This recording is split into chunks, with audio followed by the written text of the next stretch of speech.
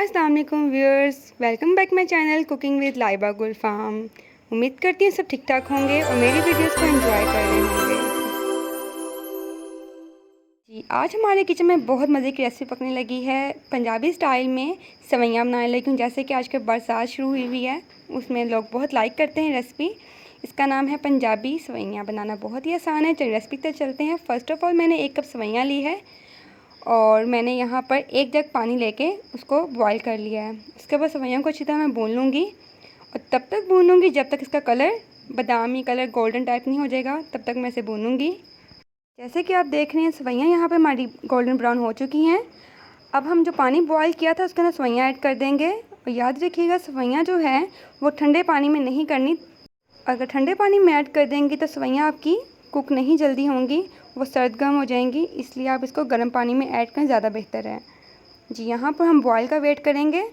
जैसे ही इसकी एक कनी, जैसे हम चावलों की एक कनी रखते हैं, सेम ही एक कनी रह जाएगी तो हम इसे स्ट्रेन कर लेंगे। ये देखें, ये हमारी रेडी हो चुकी है। अब इसे स्ट्रेन कर लेंगे हम।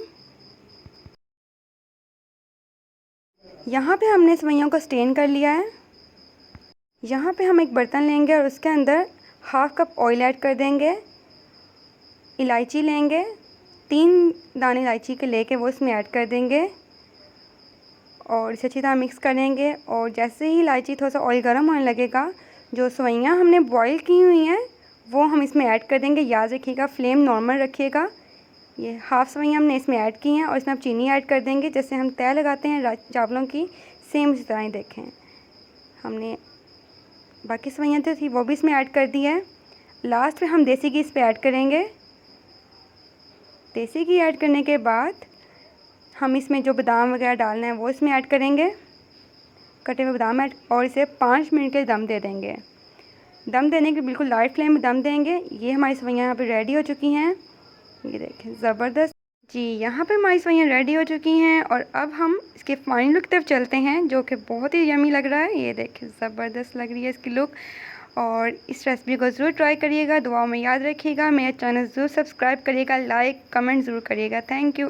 अब मिलते हैं नेक्स्ट वीडियो में एक नई वीडियो के साथ। तब तक के लिए मुझे दें इजाज़त। Keep watching. अल्लाह हाफ़िज़।